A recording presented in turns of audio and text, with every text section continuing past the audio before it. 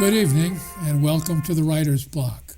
I'm your host, John Ronan, and during my half-hour interviews, I talk to writers and sometimes other artists about their craft, what they're working on, what they've accomplished, what they're going to do in the future. We talk to writers primarily, but not only writers. Other artists, too, have been on the show, musicians, actors, sculptors. It's a pretty wide net. If you have an idea for someone who might be good for the show, a writer or other brand of artist, watch for our address at the end of the show. We'd be glad to hear your suggestions. Another comment I'd like to make is that KPN TV is very proud of the Writer's Block and all the other original programming that comes out for Cape Ann on behalf of Cape Ann Cable Television. That's cable television, not dish. So don't be tempted away by dish ads. This is a very important cultural institution right here, Cape Ann TV, and I hope you can continue to support it. I'm very happy to say tonight we do have a writer, although she's a multi-talented artist as well. Her name is Jeorgelina Jeorgelina, and she is, among other things, a Tai Chi instructor, a piano teacher, a singing teacher, and a prolific writer who's focused on her overcoming different traumas in her life. She's in the process of overcoming one right now, these last couple of years, and I'm anxious to talk to her about all of these activities and her experiences. Jeorgelina, welcome to the Writer's Block. Thank you, John. Thank you so much for having me. I mentioned before the show I was going to start out by asking where you find time to do all these things that you do. Well, I don't do them all at the same time. I do one thing, then that goes down, and then I start another activity. So this is the work of many years. I used to be a church musician since I was a teenager, and now I have needed to put that behind for a while because I have a concussion from a car accident. So right now I'm moving very slowly. Having moved slowly, however, I was able to publish these 4 pieces with concussion and everything, and I have been able to open a Tai Chi studio and my own bookstore. So, okay, where is your bookstore? In Essex, on Route 133, and it's limited hours. So people can call me, could be by appointment as well. Now, we will show your website on the screen, but you could mention it now verbally, just to give everybody a heads up. My website is Jeorgelinajeorgelina.com. Jeorgelinajeorgelina.com. Yes. JeorgelinaJeorgelina.com.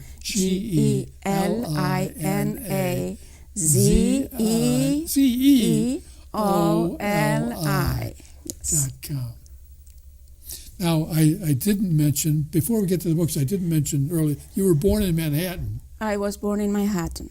But then you were raised in Argentina. Correct. And came back, obviously, right, to the United States.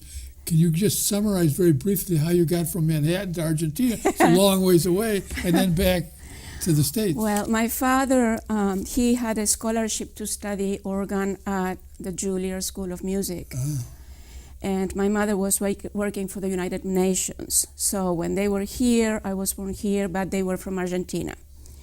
So we went back, and then the military regime came, and my mother was very strong about getting me out of the country because it was horrible to be there.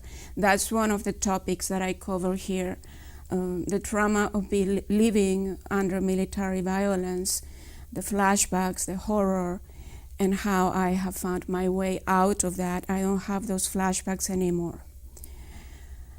So I came back in 1979 with a scholarship to study at the New England Conservatory of Music, to study organ. So you followed in your father's... Following my father's steps, yes. I had actually started a recital career in Argentina, and I thought I would continue that here, but I was very traumatized, not only by the military violence, but childhood trauma, childhood losses, dysfunctional family, you name it, a long list of traumas that happen to millions of people. So when I finished school, I was immobilized. I couldn't function. I didn't have what it took to make a career. So eventually I ended up in psychotherapy for decades. And it was a very fascinating process to learn to know myself, to learn what I felt, what I had inside, to learn about my thinking processes. And I tried many modalities, many healing modalities, but I was really stuck. I was very unhappy. I was in emotional pain constantly. And eventually, I went into a pretty intense spiritual experience, journey. And it was only then that I was able to pull myself out, and it has been a miraculous journey because I have never taken medications. And through this integration of psychological processes and spiritual processes, I got myself out of the suffering. It's not that I don't suffer anymore, but I'm not in the suffering and the constant suffering anymore. Uh-huh. I have found a place where I feel peace, where I feel contentment. So it's been pretty amazing. So is it? Yes. Do you visit Argentina? Or would that I be don't too painful? anymore. Yeah. Hmm? I haven't, since the accident. I cannot do it. Someday I'll come you're back. a citizen. Are you dual? I was not. There's no dual citizenship. I couldn't do both, so I had to choose, and so I chose to be American. Were you born in Manhattan? I was born here, so Can't yes. be more American than Manhattan. No, you can't. Well, that's a fascinating background, and you've brought some of the books that you referred to that you wrote as part of your process and trying to share that process. So Right. Can you tell us about some of those? Yes. Well, And we can hold those up. We can now. I'll put some of these up. And where are these available? Your bookstore on 133. my bookstore and on my website, and that's that. That's. Where on 133 is it? It's 121 Eastern Avenue, and it's right above Schooner's Market, where the pet supply store is. The pet supply store. There's a pet supply store, and right next to it is 121. And there's a huge sign that says Tai Chi Studio. You cannot miss it. Okay. Tai Chi Studio, black and white, huge. Okay, I will look for that. All right. So, well, I can give you a summary. These are the first books. This is the flashback series. The first one is childhood trauma. The second one is my life in Argentina. Is my life in Argentina as a young woman. Relationship with my parents, how dysfunctional family. Part 3 is my first year here in the United States and all the trauma that I brought when I first came about military violence, among other things. The fourth one is my next year in the States and the relationship with my mother, who was an extraordinary woman. She was also psychotic. So these kind of topics, sometimes people don't speak openly about it. And Well, they avoid them often, I think. right, because it's very painful, but there's also a stigma. Go ahead. I marked one Yes. passage in Sure. the first book, which you sent me. These are written under the pseudonym Fiery J. I like the name. This is because you mentioned trauma in the books and Right, in your conversation. This is a flashback from Argentina in the mid-'50s. With my daddy on the way to my grandmother's, "Don't leave me, don't leave me." "I won't," he said, and he left me. That's very stark, very affecting. Right, and that goes actually with drawings. My books have drawings by my inner child. And what you just read is followed by, I don't know where I'm supposed to put the book. Here, let me hold it. But I'll hold that up. We don't have a monitor. I'm going to hope that Jim so can catch that. that is when my father left and cut the cord. He cut the cord. Is that good?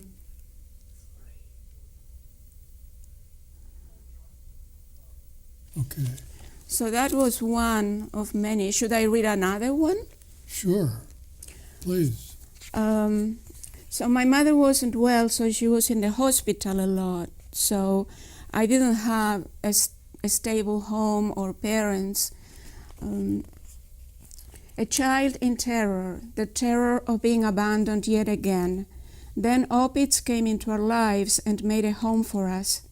My mother, always frail, he took care of her, and he adored me. Opitz fed me, he played with me, he taught me songs and told me stories. He took care of me when I was sick and carried me on his shoulders when I was tired. And there are all these drawings also of how he took care of me. Opitz conquered my heart. The fear subsided. I was able to trust again. And one morning he was gone. A month later, he was found dead, frozen in the snow on the nearby mountain. And this is another drawing. See. So Tell me, I want to ask our camera. Is that good? Are you picking that up, John? Yep, it's good. You are? Yep. So there were many major losses, separated from everyone that I love. I was separated from my sister as well. Is she still there or is she here? She died. She died, yes. So what I believe is unique about my books, I believe this is unique, is that I tell my story, I tell the tragedy, but I intertwine it with the sessions with my psychotherapist that bring understanding of what was happening, what had happened to me. And I also intertwine it with conversations between my inner child and God. And yes. Let me just ask you to give our audience just a little bit of background. Yes. Who was in power and the years of that dictatorship? There was a military junta, so I don't remember names. There are many things I don't remember, but there was a military junta. And how long were they in power? I don't know, 6, 7 years. There's a lot that I have forgotten. Yes. So I can't remember the principal leader's name either, although I've read some horrible articles about him. But our audience can look that up. Yes, yes. So would you like me to go on with? Yes, please. So this is what I need to say. In 2003, my life was just pieces. I didn't have enough work. I didn't have a job. My mother had Alzheimer's. I was alone taking care of her. And I was having all these flashbacks. I was writing my memories. And I was suicidal. And as I was writing all these memories, this voice started coming in, making jokes. I mean, in the writing, through the writing. There were conversations coming up that made me laugh. And I went with it because I thought it was just a creative process. This is like automatic writing? Somebody was writing through you, do you think? Yeah, exactly. And there were conversations. And they were very funny conversations. And so this happened for months and years. And so I was like living in two worlds. There was this fantasy world in which these two showed up. Okay, this was my magical world. There was a little girl talking through me, and there was a puffy creature who eventually I called God. And they were just they were writing through the pen. I was just writing what these guys were saying. And so I had a magical world and the world of my memories. And I would shift back and forth. And when I was in my magical world, I would feel comfort and I would laugh and play the way I never played when I was a child. So a big part of my healing journey happened through writing and through connecting with the young part of me that could not exist when I was little because I was just in terror and I was completely shut down. So I lost track of where we were now while we were saying this. You're saying how the trauma developed and how you dealt with it through the years, because we're talking about your father originally, but then expanding that through your youth in Argentina. Right. So it was an accumulation of traumas in Argentina. When I came here, there was a new stage in which all the pain started just exploding. And I ended up in therapy, and then therapy wasn't enough, and I would not take medications. And then through writing, these two showed up. A magical world showed up through my pen. And through this creative process, I have called this creature God, because it literally pulled me out. Going into this world pulled me out of my suicidal impulses. Do you think writing itself, would you recommend to say our audience has emotional problems or issues they're dealing with? Do you recommend writing as a therapeutic technique? Writing is very important, but there are many different pieces, and it's going to be telling the story is important, but there needs to be the intention of finding the way out, because telling the story over and over can re-traumatize. I got re-traumatized, and it's very dangerous. So just going around in circles. Right, So, going in circles yeah. is no good. But telling the story and grieving, daring to feel the pain, the rage, daring to feel it, and not alone. I mean, I do it alone now because I did it for many years. But if the pain is severe, look for professional help and support. But besides that support, what I have found, and I speak about it in this most recent piece, The Way Out, three pieces. Part one Right. and part two. Right. What I have found is that deep within, I believe this is true for everyone. I don't think I'm different from anyone. But very deep within, there is a source of guidance.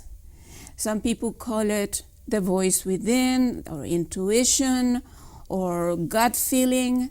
There is a wisdom there that I took very seriously, and I experimented listening to it and following it. And that guidance, I believe people who meditate go into those deeper places of one's being. That these are places that I believe can only be found if one takes time away from all the noise and all the activities and being busy, calm down and breathe deep and explore the inner world. So if I understand you rightly, you're saying if you explore, and one of the ways you may explore is writing. You explore your subconscious, Right. And you don't necessarily, in a traditional way, identify contact as God, but you can use the word if you like, and Right. explore what freedoms and healing is there. So in a very not dogmatic way, No. but exploratory and accepting way. Right. The word God is very charged, and people give it different meanings. I use it, but it's my own meaning. I mean, I don't know if anyone else has called Mr. Plath God. And I was thinking, if I were here and I had no name, I would still be here. For me, there's a real experience, something more than my psychological processes. There is something else. Whatever word we give to name it is not important. What matters to me is what I experience. And what I have experienced, for the longest time, I believed that I was my pain. That was all of me, pain 24/7. And now, the way I envision it is I have like a bag inside where all this, the fear, pain, etc., is in that bag. But I am much more than that. And so I can live my life in a different place that feels peaceful and comforting, which I found through the writing. And not just through the writing, I did a lot of studies. I read spirituality, all kinds of religions, absorbing what my heart was needing. So all kinds of religions. All kinds of religions. Because they all, in some ways, point in the same directions. Right. I wanted to go back and ask you a technical question. Sure. You mentioned a couple of times that you did not use any medications. Right. Now, was that because you didn't think they would apply to you, or do you not, in principle, like chemical intrusions? Well, that's part of it. But there was a history of my family of tragedy due to wrong medication, and I felt I cannot do it. I know medication helps some people, but I was also, I am very sensitive, and the times I would feel better was when I connected with my music, with my creativity, and I was afraid that if I took medications, I would become numb. Oh. I don't know if that would happen, but I've heard people say that they didn't want to take medications, or poets who didn't want to go on antidepressants because they thought if they weren't depressed, they weren't going to write well anymore. That's right. Now, your music, you said you escape and enjoy your music. Do you still sing? Do you still play?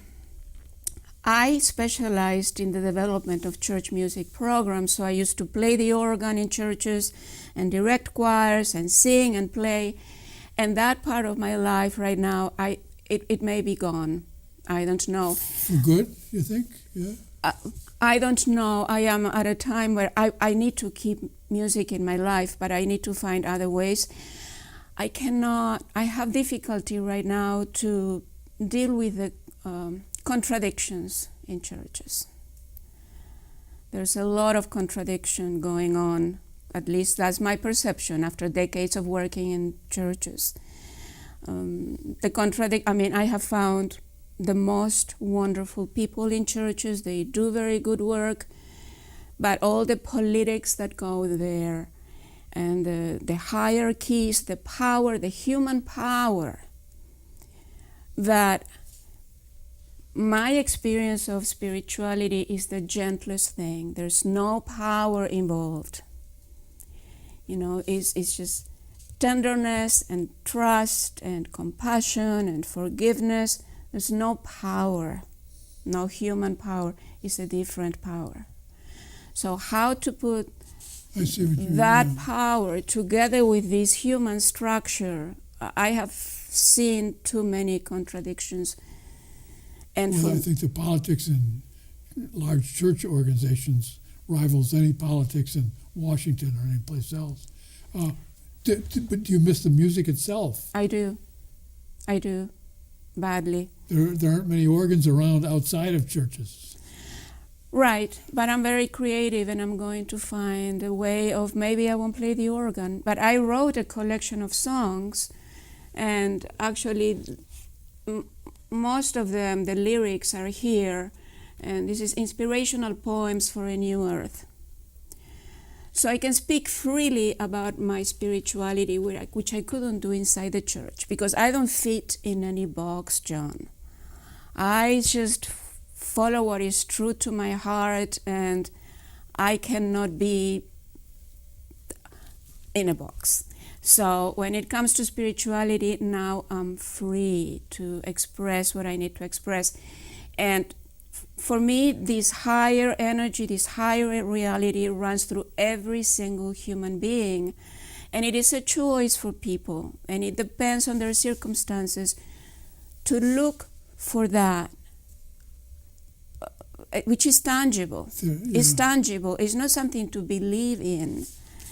Now, Yes. I want to ask you, because you use writing and other tools to Yes. overcome very serious trauma and Yes. different problems. If we have viewers who are watching the show because they're interested in writing, Right. and they're trying to overcome different problems or different anxieties or different traumas, Right. how would you advise them to write, and how would you advise them to publish what they've written?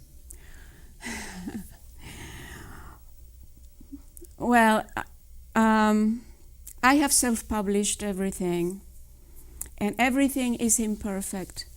And up to very recently, I felt crushed by the book industry because the normal path is the publisher, the agent, the perfect cover, a lot of money, because publishers usually charge you. And I was feeling because I'm traumatized, I don't function well on the internet or in the world.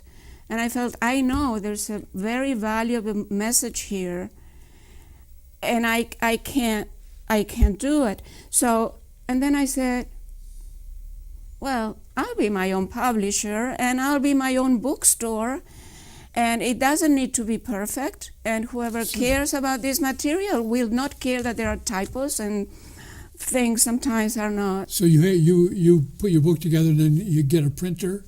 I went to a printer, yes. Well, And I now- learned to do the formatting, and So maybe this is a way people could drop into your bookstore in Essex on 133 if they want to learn more about your writing and or how to write to overcome their own problems or publish.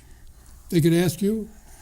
Well, they could ask me. I just don't know how good I am because I am not a successful writer. My books are not getting out there. Maybe they will, I'm hoping they will, but I cannot tell them how to be successful. I can tell them to be true to themselves. True to themselves. That's True the key. to themselves. Yes. Excuse me. I have to, we're almost out of time. Yes. I have to begin to. Yes. If you could say in one sentence of advice to any viewer who's trying to overcome trauma, just in a sentence or two, what would you advise them? Never give up hope. When you are giving up, take time to rest and bounce back and know that there is a way out of the suffering. Thank you. Thank you, John. Thank you, Jeorgelina Jeorgelina.